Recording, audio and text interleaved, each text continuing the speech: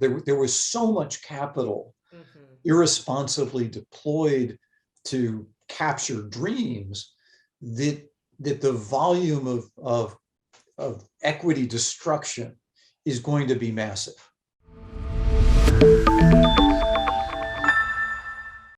Welcome to Wealthion. I'm Wealthion founder Adam Taggart. I'm happy to announce we have a real treat here for you today.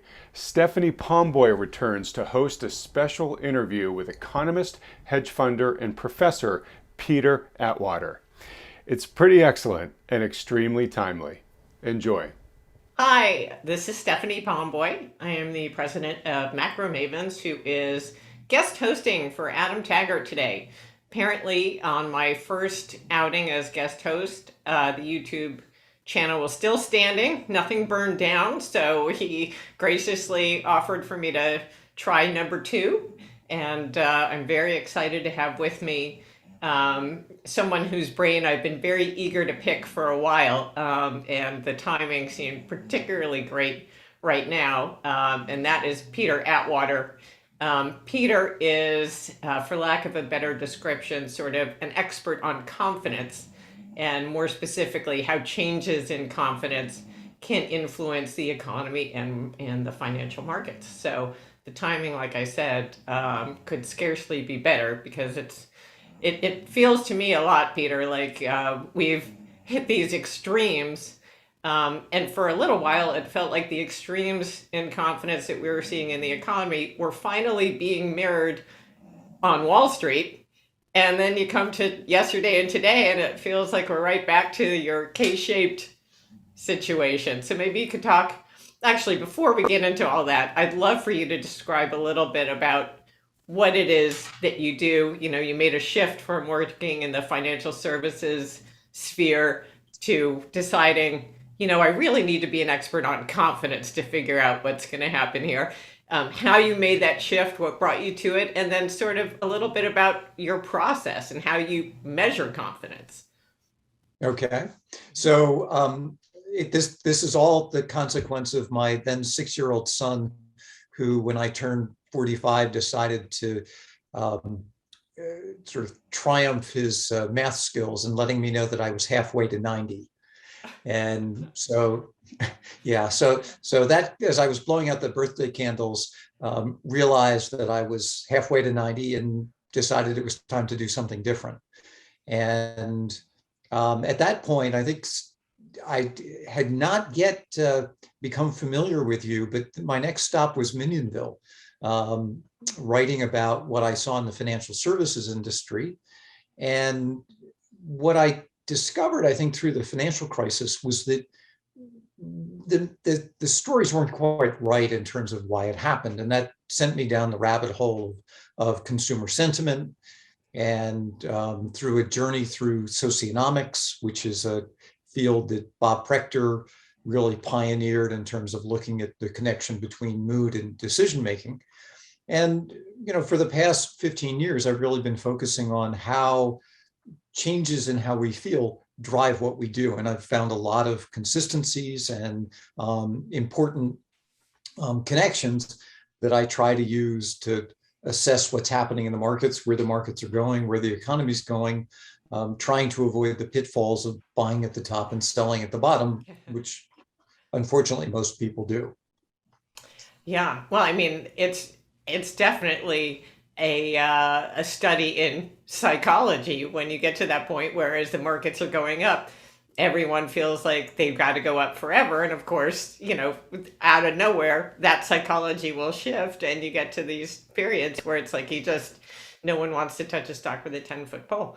But the swings we've seen recently have been really stunning. And you wrote a piece probably 2 weeks back where you said, we're at an extreme where things are either going to get a whole lot worse or they're going to improve dramatically. And your hunch was that they were going to get a whole lot worse at that time. And they definitely did. So I'd be curious as to, again, here we are today, and suddenly this change in this perception about the Fed's trajectory and the strength of the economy has suddenly got risk back on again. Is this a temporary shift, or do you think that this is the beginning of a broader move here that we're seeing? So I think short term, um, I have a hard time seeing that the foundation has been laid for a real meaningful bounce. Lows in the markets occur when everybody thinks it's going to be getting worse. Mhm. And candidly, I don't think we've seen that. The parallel I use is that it feels like a long summer car ride where the kids in the back seat have gotten restless and everybody's asking, are we there yet? I don't know how many articles and conversations I've had with people that everybody sort of feel like, are we there yet? Is it done? People are tired. It's not fear, it's fatigue. And I've never seen a market bottom on whining, in the sense that we're just all tired of it. Um, It's interesting, I try very hard not to watch CNBC, but occasionally I will tune on there to see what's the mood. What are people talking about? What's the attitude? And every conversation is about what's your shopping list? What are you looking to buy? What looks like an opportunity here? So I think you're 100% right, just looking at that anecdotal evidence. yeah, as I said, this is one of those times where folks are so convinced that if they all just say that the bottom is here, the bottom will be here. And it's like, that's not how lows in confidence work. Now, having said that, I would also add, volatile people behave volatilely. We're incredibly impulsive. And so it doesn't surprise me to see, 500-600 point moves up and down, because I don't think people have any real conviction that it's very much a, me here now, I'm trading for the moment. And if I can make money, great. If I can't make money, I'm out. But there's no sense of of certainty to the trend. Mhm. Yeah, well, that's not persuasive at all, in terms of selling a long-term bull market thesis.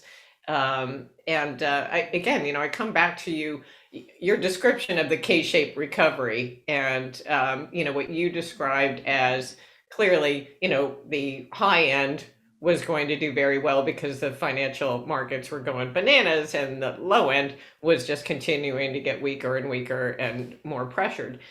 And it does feel like that low end of the K has gotten so much more desperate in the last year or so. Yeah, I mean, I think if you're at the low end of the economy, you're being pummeled Mhm. between rents and food and gas and childcare. I mean, what the low end of the market is experiencing is just one financial attack after another. And I, was looking today, you've got the market up 600 points at the same time oil is up, 3-4%. And I'm thinking, do people not realize? I think we need to have a term called work from home blindness, which is people are spending, the financial elite are spending so much time sequestered away from the real world that I think they've lost sight of the fact that the folks who are delivering things to them, who live in the real world, have to buy gas. They have to do things that those at the top don't have to. They pay rent, they don't own. I mean, they haven't. It's just mind-boggling to me, the disconnect and the lack of awareness that those at the top seem to have around those at the bottom. I mean, I guess I'd be interested in your theory on why that's persisted so long. My sense is just that, there's the fundamentals and there's liquidity. And you and I have been tracking this, weekend of the K for a long time, and the gap between the mood on Wall Street and the mood on Main Street, as it were.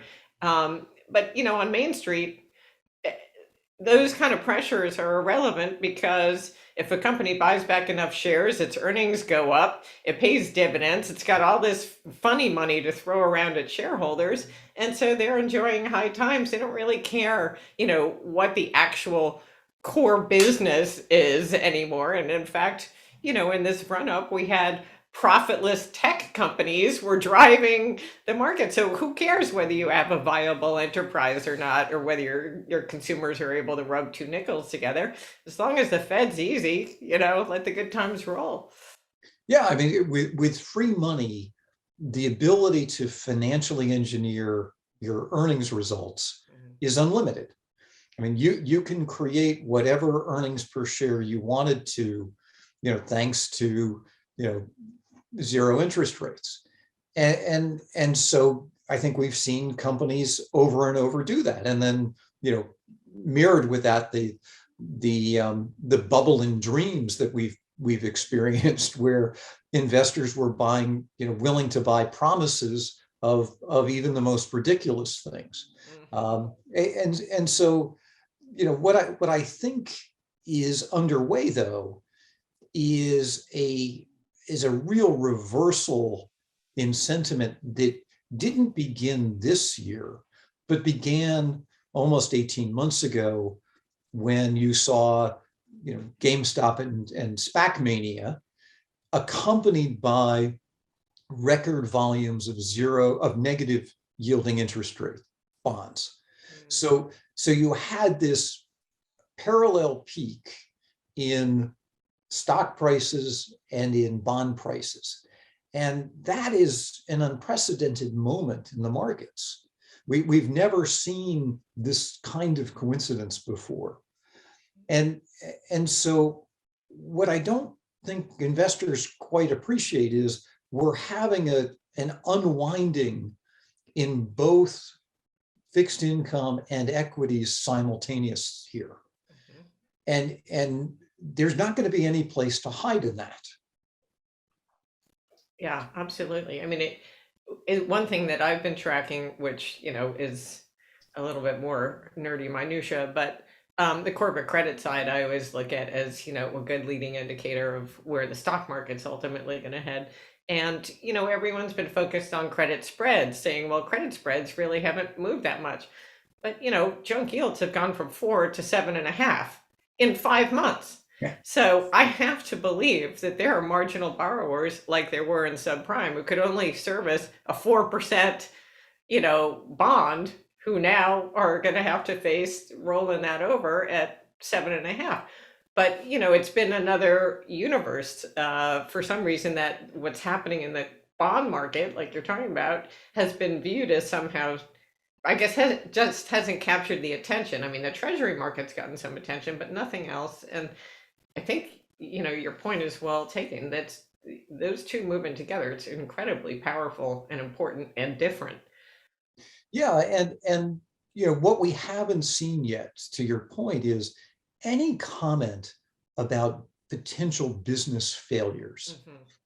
As somebody who pays a lot of attention to language, the message so far has been a repricing of abstraction, a repricing of equities, but it's in the context of things were overvalued, but now they're more fairly valued. Nobody is talking about the potential for businesses to fail, that companies could cease to exist outright. And I think individual investors and certainly institutional investors are woefully naive in the thought that we can just keep these dreams afloat as corporate spreads and corporate rates just keep going higher and higher. It's sucking the air out of the room. 100%. I mean, I think as it was, the share of companies that were zombie companies that couldn't service their debt was something like 30% of the Russell before the pandemic. Right. And obviously that number went down because they were handed money with the PPP. But now that money is gone, wouldn't you presume that there's going to be a whole line of companies that are not going to make it? Yeah. I mean, and thousands of them. I mean, we're not talking about a small number here. There was so much capital irresponsibly deployed to capture dreams that the volume of equity destruction is going to be massive. I mean, obviously, that's not in any way priced into the credit spreads at all. I mean, they have barely moved. It's all been the nominal yield that's kind of gone in March step with the Treasury market. But yeah, I mean, it doesn't seem like anyone's talking about risk of a corporate credit, bubble bursting here at all. The big shock has been that earnings aren't as good as they were Yeah. supposed to be. But if your earnings, that's the first thing. If you don't have profits with which to, cover your debt service, then you're going to have other problems, I would think. But Yeah, the other place where I think there has been insufficient attention paid is to the excesses of those at the very top. If you look at the extension of credit, for example, to in the private banking space since the financial crisis, it's extraordinary. I mean, a bank like JP Morgan has more private banking loans outstanding today than it does credit card loans. hmm. So you have a massive amount of credit that's been extended. You have an oversupply of elite product providers, service providers, whether it's luxury goods, hotels, the sense that the elite are different and will never succumb to any kind of a cycle is just mind-boggling to me. And so nobody has contemplated that the biggest potential losses could be among the customers that have heretofore been the safest. Yeah. Wow. Wouldn't that be a shock? The Teflon high end to suddenly stop buying Gucci handbags and stuff. What do you think all that private lending is financing? Is it mega yachts and real estate, or what do you think? Do you have any insights on that? I think so. A lot of it is margin debt. A lot of it is residential. The whole mindset of the financial elite was don't sell it, borrow against it. Because if I have to sell it, I incur an enormous tax event. And so what they've all done is to just keep borrowing against it in the belief that the valuations of whatever it was were permanent. The art collection, and so they've done the classic, I'm going to avoid taxes and take on leverage and instead as an approach. Right, because asset prices never go down, so that's perfect. It's sort of like Michael Saylor with Bitcoin, right? Why wouldn't you go out and just borrow as much money as you can to buy Bitcoin? Well, It's, and with the estate tax being what it was basically folks thinking, if I can just keep this debt outstanding till I die, then my kids, inherit an enormous sum of money without ever having to experience, any kind of a tax expense. I mean, it's masterful tax strategy, but it is completely devoid of a connection to reality. yeah. Wow, that's fascinating. I'm gonna have to dig into that. I haven't looked at, the numbers on the private lending because I've been so focused on the corporate side, but that's really interesting. And one avenue, like you said, I think the shock that the high end, might not be indestructible would be really something. Because right now we're watching, Target, Walmart, and people aren't Yeah. particularly shocked that they're having problems. But when it moves up the food chain, that could really catch some people by surprise. Yeah, I like to use the CAC 40 as the proxy for the luxury world, because so much of the French market is luxury good providers. I mean, I think the French ETFs are luxury good ETFs in drag. So I was going to ask you actually, more broadly, how you translate your analysis of what's happening with confidence into actionable investment ideas. And I guess one way to get into that now would be, you talked about private lending as an area people aren't focused on. How do you, if you were to, construct sort of a broad portfolio of how you would position what you're seeing right now and some of these themes you're following. How do you go about that? Yeah, so what I look for is a sense, at peaks in market, I look for a sense of invincibility, where there is a view that the power, the control, the certainty that those involved have is going to run in perpetuity. Mm-hmm. And you could see that, for sure in the SPAC space 18 months ago. You could see it in a lot of the private equity space. But there was this clear sense that we as fund managers, we as corporate executives are invincible, that nothing is going to harm us. We're invulnerable to any kind of change. And so, from a positioning perspective, you saw that, most egregiously, I would guess, in the things that were incredibly abstract, the dreams, as it were. So, the last 18 months, we've seen the dreams implode. And by analogy, I would say those were the subprime of the cycle. They were things that were the last to the party, SPACs being most notable, who then become the first to leave. So, one of the things I've learned is that bubbles unwind on a LIFO basis. Okay. The most ridiculous lending happens at the top, the most ridiculous stock buying happens at the top. And then when the rarefied air starts to dissipate, those are the first to fall, and they fall precipitously. Look at Zoom, look at Peloton. They're just classic examples of the things that were bid up at the very end that have now fallen entirely from grace. Although I would note, nobody thinks those companies are going out of business. Right, yet. But what we started to see is this sort of the migration from subprime equity to alt prime equity to this year, the too big to go bust have started to fail. So Tesla and Apple and Amazon, they were late to begin the unwind, which makes sense to me because they have stability, relative stability.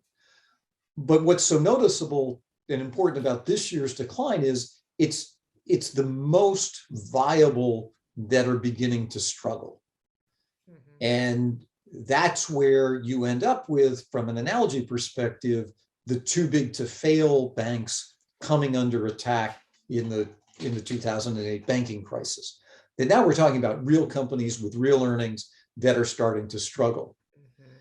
And here, I think they're going to face vulnerability in every possible dimension you can imagine.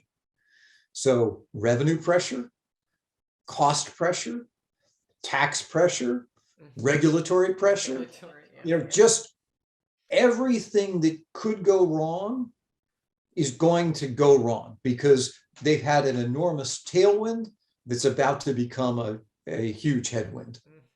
Because that's what happens when confidence cycles turn. Everything that can go wrong goes wrong at once. Yeah. Well, and it's so easy to see how quickly that could happen because the seeds for a lot of that have been sown already, but people have been so rose-colored glasses about it that they haven't, like the regulatory stuff has been kind of in the background lurking for a long time for a lot of the big tech companies that you mentioned. So there are clearly things that have already been brewing that people have kind of brushed away as they're not going to happen. Yeah, they get dismissed because they haven't happened yet. They won't happen. Yes. And that's about to be shown. Really, that was the wrong assumption, folks. Yeah, absolutely.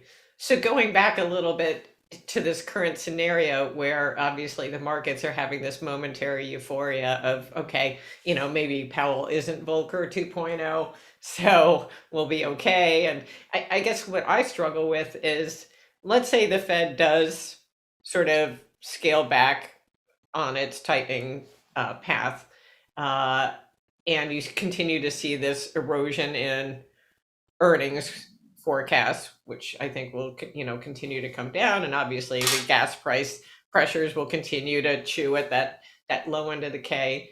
I guess the question is, do you see any scenario where we avert a recession, or do you think that kind of thing is so baked in the cake that the markets are eventually going to have to price in that scenario, and that will be what's the catalyst if you see another down leg? What's going to get us to that?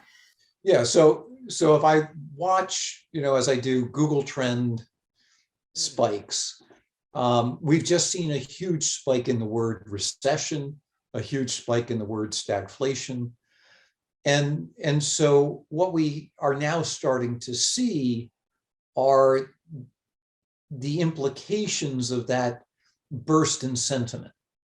So if we all believe a recession's coming, then what do? Well, we think that rates are likely to come down because that's what happens in a recession.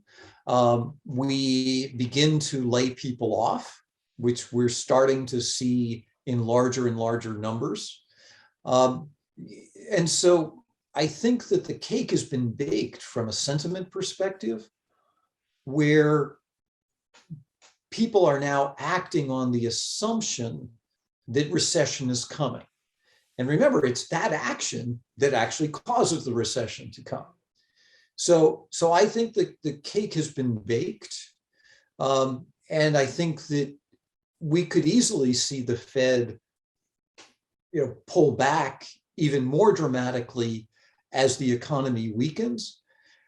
But this is where I go back to, food and energy, and what that's going to mean to businesses that are dependent on, large scales of employees.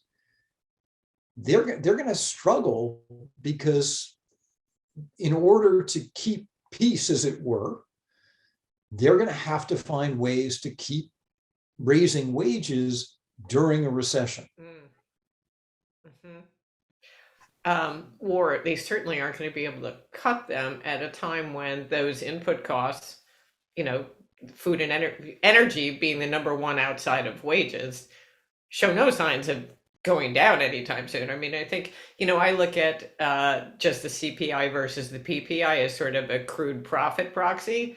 And I've been saying for, almost a year now that the CPI has been going up at half the pace of the PPI. And yet Wall Street was forecasting, earnings growth, double-digit earnings growth. I'm like, I know everyone likes to imagine that companies are passing these price increases along, and maybe they're passing some of them on, but not nearly as much as they're experiencing. And then you layer on top the wage thing that you're talking about. And yeah, they're in for a hell of a lot of trouble. And if they can't borrow their way to better earnings numbers, through buybacks and dividends or whatever hocus pocus they can do, then, you pull the curtain and it's not a good picture. No. And businesses need to expect that they're going to see unionization and, worker organization like they've never seen before.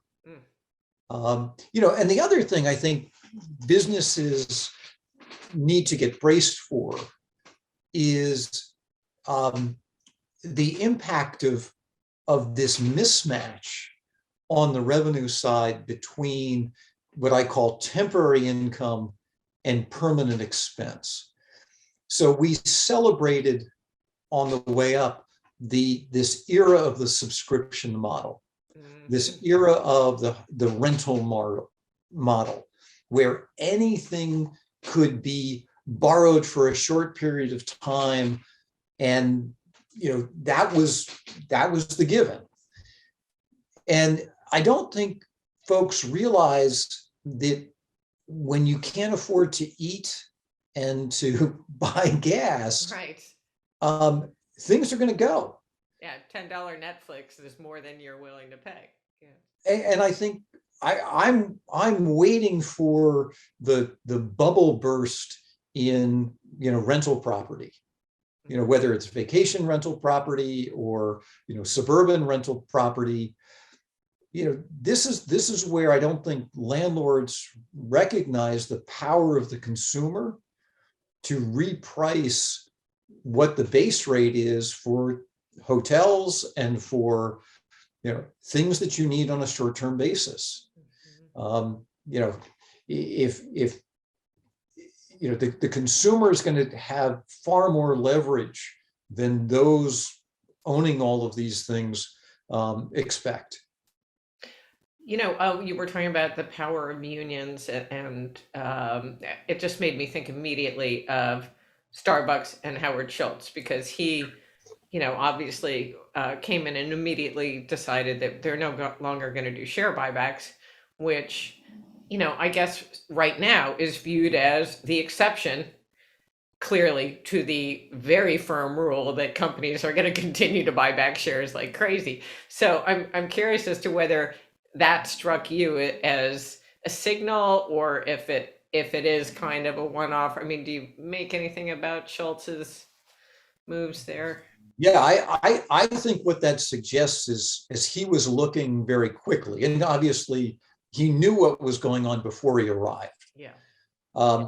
I think the problems there are far greater than folks realize, and that he quickly concluded that this is a time where we need to have as much financial staying power as we possibly can to weather our way through it. And I mean, let's be honest, how many $3-4 coffee do you need Right. in a time when people can't pay for gas? Yeah, absolutely. No, I mean, a Frappuccino probably costs more than a gallon of gasoline for sure. So yeah, that's crazy. So, I mean, I could talk about these companies all day long. One thing that has always been a mystery to me, and I'm hoping maybe you could shed some light on it, and that is that we have seen confidence shaken from one institution to another. I mean, the confidence in government is about as low as it's ever been. You get, even now with the leak of the Roe v. Wade potential decision, even the Supreme Court, which, where confidence used to be just resolute, seems to be taking some hits. And I guess the one institution to me that mystifyingly maintains peak confidence is the Federal Reserve, despite every, gross mistake it's made over decades. It seems like now the attitude is, well, they're not going to over tighten, everything will be fine. Powell's got this in hand, and we will have a soft-ish landing. And I don't know, I'm just curious as to whether you think that confidence is ever going to be shaken, or if maybe it's out of fear. People are too afraid to give up their confidence in the Fed because the alternative is too terrifying. Yeah, so my feeling is that interest rates, or maybe put it more accurately, bond prices are the best measure of confidence in the Fed that there is. If you go back to the days of Volcker, when bond prices had collapsed and interest rates were soaring, nobody thought the Fed could, do anything right. And I think we should remember that, and remember that in the 40 years since then, we've seen nothing but improving confidence in the Fed. So, there'll be those who say this is spurious correlation, but I don't think it is. I think that confidence in the Federal Reserve, confidence in central banks more broadly, peaked January a year ago. That negative yielding interest rates may have been the world's most obvious and overlooked contrarian indicator on confidence in the Fed that there was. And so I think as interest rates rise, you'll continue to see declining confidence expressed in central bankers. And the higher it rises, the more confidence will come out of the system that central bankers can navigate this, with some sort of grace and skill. And the danger is if you look at negative interest rates, I think you need to think about, was that a bubble? Mhm. Which would suggest that the collapse in confidence in central banks could be intense and quick, fast and furious. Yeah. Not wishing it. I don't wish anybody, ill in this. But if negative interest rates were the sign of a top of a bubble, as I think they were, we know that bubbles burst. Confidence evaporates, and the result is a perilous decline in price. Well, and the implications of that are so much more profound than the bursting of a bubble in the stock market or even the corporate credit market or whatnot, because now we're talking about global currencies. We're talking about, specifically in the US, the world's reserve currency.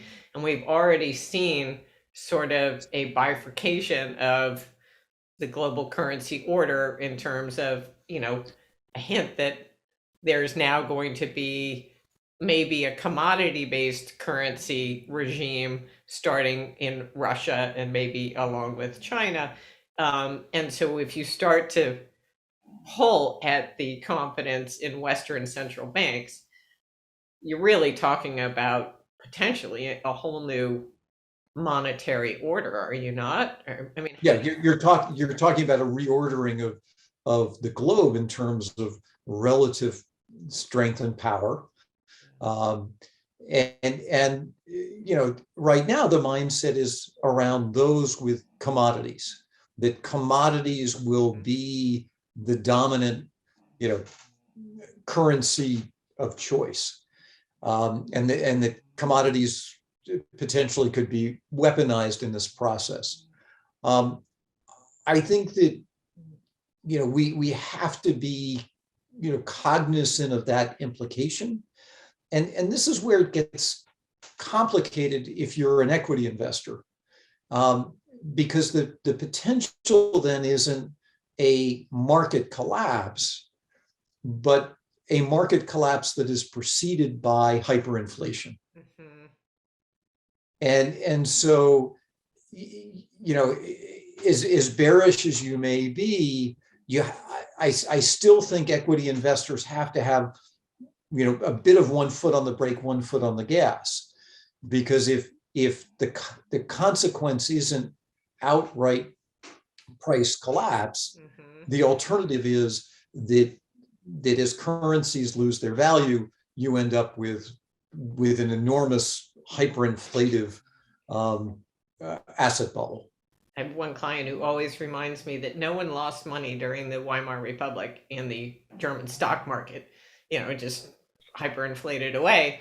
But yeah, I mean, I guess what's most terrifying about this prospect isn't even the idea that we'd have a new monetary order, because, when you think about it, we've only had the dollar standard really for 40 years. It's not even that long a time. In fact, I've been around longer so I don't remember it prior to that, but still. But what's terrifying about it is the way you describe it. If we did see that bubble peak alongside negative interest rates, and it is therefore, a real bubble, then the speed with which it can unwind could be really shocking. I mean, we could be talking about, not just some kind of 5-year time horizon, but something much, much shorter. Is that correct, do you think? I mean, Yeah, I think that's the potential problem with a bubble burst in fixed income, mhm. is that the speed at which it unwinds is comparable to what we've seen in equity bubble bursts. I mean, the good news is that it's not just our problem. So we have a misery loves company, and Lord knows we got a lot of company between Europe and Japan, UK. So I guess that at least that suggests there'll be some immediate call to arms to come up with a real solution that hopefully mitigates some of the damage. But I don't know. Have you given thought as to how you see this playing out? I mean, for me, I admit it's very, I can just imagine that ultimately we'd have to go back to some hard asset tether like gold. But other than that, it's very hard for me to sort of see each domino and how it lines up. I can Well, see where the end is, but not necessarily the steps from here to there. well, and let's take the U.S. for example, because from a relative perspective, when you think about the domestic supply of energy, the domestic supply of food stocks, we're in reasonably good shape Yeah. relative to a lot of other places. And so that complicates the question of relative strength. Because, on the surface, folks would say, yeah, the US is a mess. It's like, yeah, but if you're moving to a commodity-based system, we're less ugly than many. And so it becomes challenging. But then you throw on, a geopolitical lens to it, and not to get too far afield, but let's look at that in the context of blue state, red state. If commodities are weaponized, suddenly you have a middle of America that has enormous power relative to its coasts. Yeah, politically, that doesn't seem like something that the establishment, let's say, is necessarily going to be super content with. But yeah, so I just think that this is not as obvious as America fails poorly, but I think that when you start to look at it, and then the question becomes even more fundamentally, in this environment, what does have value? Folks talk. I always, you think about the prison environment. Ramen noodles carry an enormous amount of relative value in that environment, and you would say, that's ridiculous. But when you have folks having to reestablish norms and reestablishing norms for what has value, it could be almost anything. And so I think we need to be careful to assume that what has value today is what the crowd decides is going to have value in the future. Now, having said that, I feel very confident that it's not going to be anything to do with cryptocurrency and abstract technology. You beat me to my next question. Oh man. But I think we did learn that, figuring out what has value can be very eye-opening, from Russia, whose currency went from having zero value, to suddenly being one of the strongest currencies on the globe, simply based on its stockpile of resources, especially oil. Yeah, if I tell you that you have to pay in this currency, and I control that currency, I can pretty well make that value whatever I want. Yeah. So let's go back to crypto, because you can't have a conversation these days without somehow addressing crypto. And I'm curious, that's another place where at least I know people who are obviously non-investment people. They're the classic Robin Hood trader types who were playing crypto. You don't invest in crypto. And they still haven't completely lost the love for it. I mean, they're licking their wounds, but they're not saying, oh my God, I need to get rid of all of it. It's obviously a fraud, But talk to me about how you analyzed crypto throughout this entire boom and the bust, and where you see us going. Yeah, so I mean, crypto is fascinating to me because in the past 10 years, we've seen two bubbles.